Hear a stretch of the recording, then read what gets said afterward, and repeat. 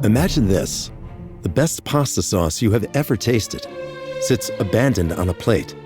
Wasted sauce. That is a tragedy. If only you had used Barilla al Bronzo pasta. Its bronze-cut texture holds your sauce and scoops up every last drop. The Italians call that scarpetta. Capture sauce the Italian way. Barilla al Bronzo.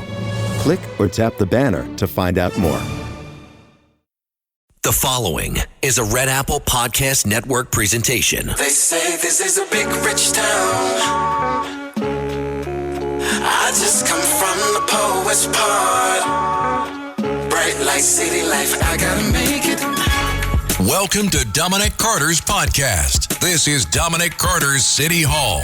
Now, here's Dominic Carter. Red Apple Podcast, Talk Radio 77 WABC. You can listen to me, Dominic Carter, weeknights, midnight to 1 a.m. And if that's too late for you, you can always listen to my show rebroadcast daily via the online podcast for your convenience.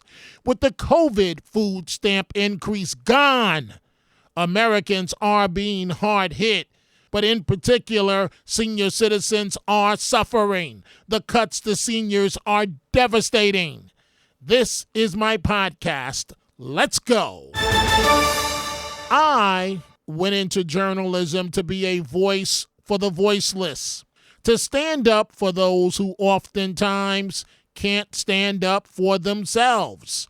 For example, children. Maybe it's because of my rough upbringing and why I speak at child advocacy centers around the country.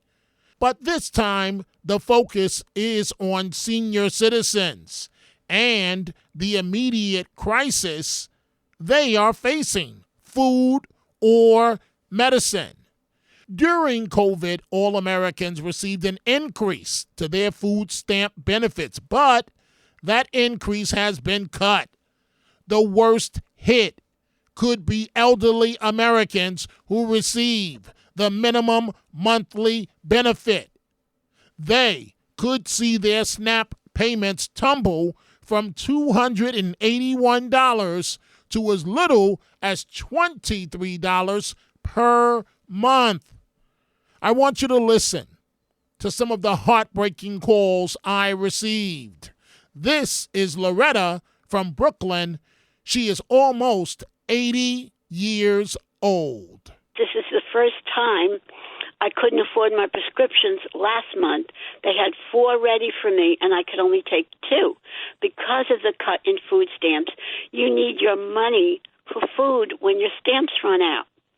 So now, just before you got on, I actually counted the pills in one bottle. I'm not taking my medicine as prescribed every day. I'm taking them every other day. And I want to make an appointment at the doctor's for the beginning of next month before my birthday so that my weight is good on the scale. And I don't know, I'm due for a blood test. I don't know what the blood test is going to show because I'm not taking my medicine as prescribed. And I just heard from an old friend, the last woman I met when I was locked up in the joint. I call rehab center the joint because you're locked up. And I told her, next month I'm 78 if I make it. That means I'm pushing 80. And I actually told her, I'm glad I'm almost done because this is too much to live with. Wait. Loretta, when you said, I think you just said you're pushing almost 80 and quote unquote, you're glad that you're almost done. What does that mean? Because how much more am I going? Only God knows that. But most of my life is behind me, and I'm glad I'm almost done. Music keeps me up and brings me up, and I don't have a television anymore. I do rely on the radio and music, the old cassette tapes. My niece just sent me a few more tapes and the little radio outside that I can play my tapes with because that's everything to me. It gives me a rhythm to walk outside and a beat, and otherwise I can't do it. And I'm glad. I mean, I leave it to you youngsters out there to fix what's wrong, because in my lifetime, I don't think it's ever going to be the way it should be. And that's it. My heart is pounding now. I'm not wishing to die. I'm grateful for the years I got, but and I have an attitude of gratitude, because for 3 years I couldn't walk. I still cut my own hair, because for 3 years I couldn't walk. I had to cut my hair, and I still do it, and I've gotten good at it. My doctor couldn't believe that I live without AC, no fan, and I cut my hair. He didn't know it. And that's the way it is. They're making us choose between food and medicine. So, of course, I'm glad I'm almost done. I mean, this is torture sometimes. I'm really sorry, Loretta. I'm not asking for help. No. You didn't imply that. I'm sorry to hear someone say that I'm glad I'm almost done. I mean, Because what do I have to look forward to? That's why I don't care about politics. Nothing is going to change for me, no matter who's in office. I remember a friend of mine told me she got all negative on me because she was Canadian. She was going to Canada with her new husband, who happened from this building, who happens to be an alcoholic. So alcohol is a depressant, not a stimulant. And she got negative on me, and she said Trump is going to cut the food stamps. So I reacted very innocently. I said, well, God's gotten me this far. I trust he'll get me the rest of the way. And I still trust in God to get me the rest of the way.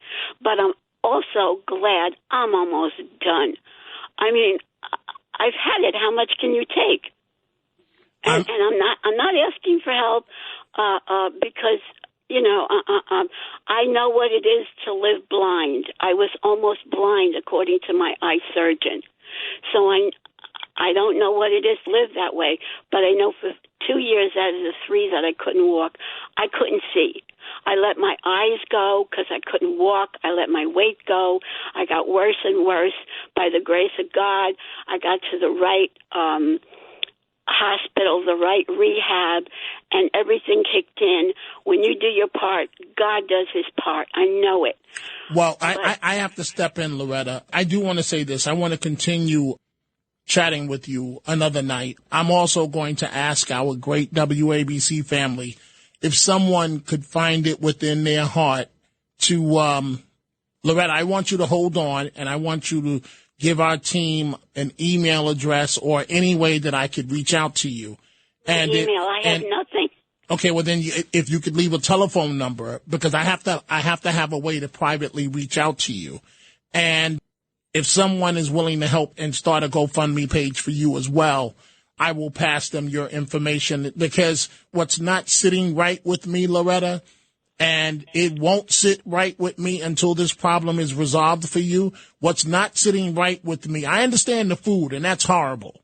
But I never thought that I would have a person tell me, a senior citizen tell me, that they are taking their medication alternatively every other day, which is dangerous and life-threatening because you don't have enough money to pay for it. So, obviously we can't help everybody, but Loretta, just quickly, because I am 6 minutes past my break. Have you reached out to the drug companies?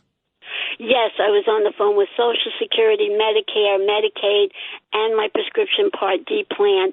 I couldn't sleep for 2 nights. I was crying.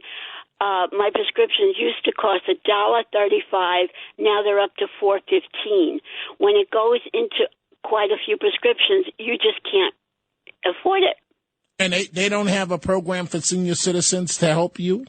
No, the lady from Medicare who was willing to look on her screen, she said, you're with the best program for you. Okay, we'll see, Loretta. I do feel that God is on your side, and we'll see. Again, among the worst hit with food stamp benefits being cut with the COVID increase gone could be elderly Americans who receive the minimum monthly benefit. SNAP payments tumbling. Could you survive when it comes to food from $281 a month down to as little as $23 per month. This is another call I received from Phyllis. Well, I really thank you so much for thinking of me. Hello, how are you? Well, at the time that we were talking, I had run out of stamps. I always run out around the middle of the third week, and then I have to, maybe the second and a half week. So then I'm on tuna fish. I was explaining I eat a lot of tuna fish, which I share with my cats, and, really keep a low budget on food. So that's the situation, and I don't have any other money, really, to go out and buy other food. I want to point out something, too, if I may, which is a little bit aside, but I explained to you that Adult Protective Services, I don't know how much I should say on the radio, but I will, was supposed to come to my home to do a clean out of the apartment. And they came last week, and it was so difficult to work with them. They kept taking things they weren't supposed to take and throwing them in black bags in front of my eyes. And they took, the reason I mention it, they started to take some food. I said, what, are you going to take my food too? It's not expired. I don't have enough stamps right now to buy more food. So I'm just pointing out that an agency that's supposed to be helpful is doing other things they shouldn't be doing, and they were going to throw out the food. And if I hadn't stopped them, they might have emptied out the fridge too. I don't know. But we had to stop the job, unfortunately, which places me in now a position of jeopardy, which I wrote you a long letter, and I hope you received it. I wrote it to ABC Radio. I received your email, and I read every word before. It was a very long letter. It was long, but I read every word. Thank you so much. I try my best to read every email, and there are always a lot. But I read yours every word before going to sleep, and I don't want to reveal some of the other problems because that's up to you to reveal, and it's not on me. But what I'm hoping, Phyllis, because I said that I would try and help you the same way that our WABC family was able to help David. And so what I'm hoping, because you're up against time constraints, and again, because we're on the radio, I'm not revealing everything that you're dealing with right now. But you understand it. Yeah. I do understand it, but I'm hoping, because it would be unethical for me to do so. I'm hoping the same way that Lars and Los Angeles did for David. I am really hoping that one of our listeners will start a GoFundMe page for you, Phyllis. That would be wonderful. I would love that. Because you're dealing with again, folks, I'm not revealing all of Phyllis's business, whatever she may want to reveal later on, that's on her, but it's not my place. Well, I could reveal it now if you wish me to, but I have a ton of calls, Phyllis. But if go ahead, you can reveal a little bit if you want to. Well, it's just that Well, I don't know. Okay, I'm just taking a chance here. I unfortunately have a very cluttered apartment, which became that way after many, many years. I've lived here 56 years, collecting everything from the family. I'm the last one in the family left, so I'm like the guardian of the heritage. So somebody called Adult Protective Services. I didn't want them in the picture, and they want to do a clean-out. But when they do a clean-out, it's really a raid. They just take everything. They're not respectful. They're supposed to let you put your stuff in a certain spot or label it. And I had tried to do that. I wasn't really good at it. But they somehow got in and started taking other things. Like they took my mother's shoes, which I felt was not right because I'm remembering her. Maybe you don't need them. But they took the food. They took a whole bunch of stuff. And they were so disrespectful and difficult. And they kept coming and coming. I said, please, slow down, stop. They wouldn't. So finally, this caseworker who's supposed to be in my corner, she stopped the whole job and canceled it, which is very bad because that means now I could face a court order or something else. I don't know. They haven't told me yet to finish the job. So I was just trying to I was hoping and pleading and begging, can I please have someone who would help me do this clean out in a more private manner that would be more respectful? I did have another crew previously, but we never finished everything, and there's still a lot to do. And now I'm really on a time constraint, and I don't know what it is because they haven't told the caseworker never called me back or told me, yes, we're putting in a court order, or you only have 10 days, or we're going to make you leave the apartment, or we want to make you leave forever. I don't know. And I have 2 pets that I want to keep safe. So I'm very scared. I'm really, really scared that I'm going to lose my home. And I don't want that to happen. And believe me, I would just pay the company and that would be that. I didn't want to say that part about you're looking at losing where you live. But Phyllis, what I want to do, because I do have to move on now. Okay, thank you so much. What I do want to do is the same way Lars in Los Angeles, and bless his heart, Lars stepped up and started a GoFundMe page for David. I'm hoping that one of you folks within the sound of my voice will do the same for Phyllis. And if you can email me at the radio station, and at that time I'll give you Phyllis's email address. And she's in need of help. Learning through play starts with Lego Duplo. With Lego Duplo, toddlers can develop real-life skills while having fun with colorful bricks made just for them. Large, easy to grip, and safe to explore. When children express themselves with Lego Duplo, they build patience, problem-solving, and empathy. See your child learn perseverance and self-expression with everything they imagine and create. Visit lego.com/preschool to learn more. Senior citizens like Phyllis and the first woman, Loretta, are in need of help. Another caller, Lars from Los Angeles, started a GoFundMe page for Loretta, which has more than $800. You can contribute on GoFundMe at Loretta from Brooklyn. That is the title. We just now need someone listening to this podcast to start a GoFundMe page for Phyllis. If you email me, if you're interested in starting such a page, we will pass on the information. Dominic.Carter@WABCRadio.com, Dominic.Carter@WABCRadio.com. Other callers are upset at what is going on, hurting fellow Americans, like Ed in Staten Island. I run a food pantry out of my church, and there's 1,000 Lorettas out there every day. People don't realize how senior citizens are struggling. 1,000 Lorettas out there every day, Ed? Yeah. We're being squeezed, Dominic. They raise our taxes, and we don't get any services. It's death by 1,000 cuts. And death of 1,000 cuts sounds just about accurate. This is Jennifer in Boston. This is so sad, really, but I want to thank you for your patience and your sense of compassion and empathy. And I just think you're a prince among men. I think you're a very special soul, and I thank you for giving people the opportunity to be heard, because people feel invisible and they feel like they don't matter, and they do. These are just good, decent, everyday people, and this is just giving us a glimpse into their daily life and to what it's like. And you know what? The people in the New York State Assembly, they don't care. The people in the White House, they don't care. People in Congress, who cares? Who cares for them? But if an illegal immigrant gets a hang now, we have congressional hearings, we have visits to the border, we have visits to the facilities, whatever. It's sickening. And, you know, there's a quote that says, all that it takes for evil to prevail is for good men to do nothing. Well, you know what? The people in this country have sat back and taken it. Some of us talk about it, but who's doing anything about it? Nobody. And these wonderful human beings that have just lived good lives are left, you know, poor Loretta, she doesn't want to die. She just doesn't want to live like this anymore. She deserves better. She should get better, and she's not. And most people don't even want to hear her. Thank God for your decency in giving her an opportunity to speak. And it is so sad. There are people who step up in life to help others. Again, another caller, Lars from Los Angeles, did exactly that.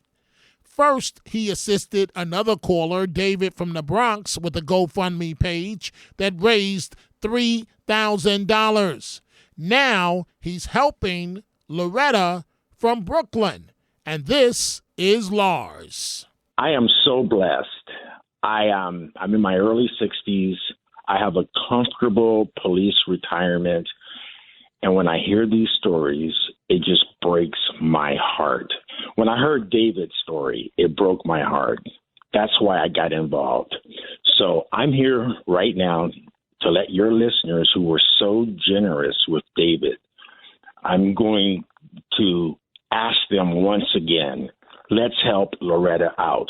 I will set up another GoFundMe page for Loretta, and let's see what we can do for her. Hopefully, we can make magic happen again. Well, thank you for that. And then maybe someone else can do it for Phyllis, because we have two elderly women here that are in trouble. It breaks my heart that the women featured in this podcast are hurting. Senior citizens and like so many other Americans. It should never come down to food or medicine. And that brings this episode to a close. Thank you, folks, for joining us. You can catch me on 77 WABC, weeknights, midnight to 1 a.m. If you are interested in my book on my life, which I will personally sign for you, or my bobblehead doll, the book is about succeeding in life, making a way out of no way. Go to my website, DominicCarterOnline.com, DominicCarterOnline.com. You can check out the Dominic Carter merchandise at the 77 WABC store, from Dominic Carter t-shirts to hats and much more. Go to WABCRadiostore.com.